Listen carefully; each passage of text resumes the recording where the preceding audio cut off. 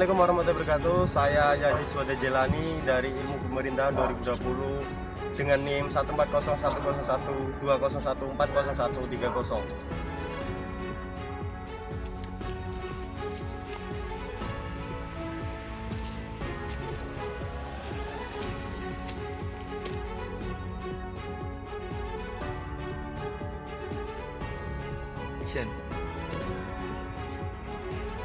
Saat ini saya sedang berada di TPA Jatibarang, Kelurahan Gedung Pane, Kecamatan Mijeng, Kota Semarang. Kemiskinan merupakan fenomena global yang sering terjadi di Indonesia. Demikian halnya di Kota Semarang, Jawa Tengah. Kemiskinan merupakan keadaan di mana seorang tidak mampu hidup layak. Kemiskinan memiliki wujud yang majemuk, termasuk rendahnya tingkat pendapatan sumber daya produktif yang menjamin kehidupan yang berkesinambungan, kelaparan dan kekurangan gizi, rendahnya tingkat kesehatan, keterbatasan dan kurangnya akses kepada pendidikan dan layanan-layanan pokok lainnya. Kondisi tak wajar, kematian akibat penyakit yang terus meningkat, kehidupan bergelandangan dan tempat tinggal yang tidak memadai, lingkungan yang tidak aman, serta diskriminasi dan keterasingan sosial. Kemiskinan ini juga dirincikan oleh rendahnya tingkat partisipasi dalam proses pengambilan keputusan dan dalam kehidupan sipil, sosial, budaya. Oleh karenanya kemiskinan menjadi konsep yang dinamis.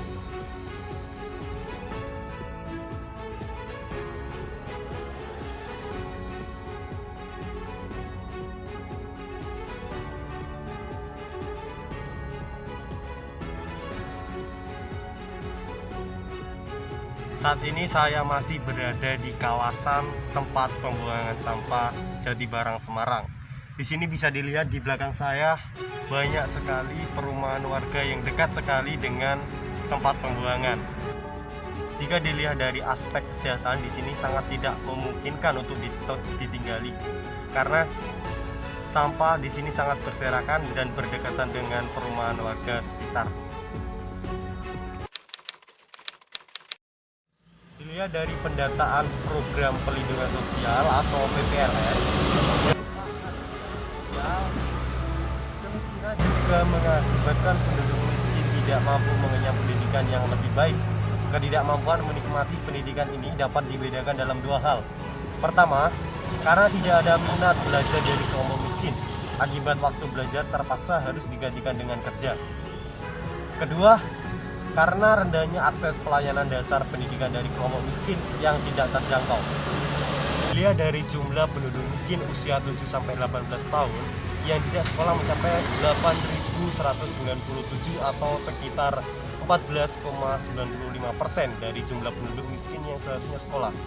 Dari data tersebut, pada anak miskin usia 7-12 tahun yang tidak bersekolah sebanyak 3,55%. Pada usia 13-15 tahun yang tidak menikmati bangku sekolah sebanyak 10,13, sedangkan pada anak usia 16-16 tahun yang tidak mampu menikmati bangku sekolah sebanyak 45,13%. Kondisi ini dipicu dari tekanan ekonomi keluarga yang memaksa secara langsung maupun tidak langsung anaknya harus bekerja membantu orang tuanya. Mengapa terjadi kesenjangan sosial atau kemiskinan? Kemiskinan bisa terjadi akibat kerentanan, akibat ketidakseimbangan yang diterima kepada kelompok rentan. Misalnya, terjadi pemutusan hubungan kerja atau PHK pada kaum buruh, maka mereka akan langsung jatuh pada kondisi yang tidak berdaya. Kemiskinan juga dapat terjadi akibat tertutupnya akses kepada berbagai peluang kerja, pendidikan yang rendah, keterampilan terbatas, akses informasi terbatas yang mengakibatkan mereka terjebak pada kondisi serba terbatas dan masuk dalam perangkap eksploitasi tenaga kerja dengan jam kerja panjang dan upah tidak memadai. Sebab kemiskinan terbagi menjadi dua. Pertama, kemiskinan yang terjadi disebabkan oleh faktor eksternal atau faktor yang berada di luar jangkauan individu. Faktor ini secara konkret lebih bersifat hambatan kelembagaan atau struktur yang memang bisa menghambat seseorang untuk meraih kesempatan-kesempatannya. Kedua, adalah kemiskinan yang disebabkan oleh faktor internal yang berasal dari dalam diri seorang atau lingkungannya.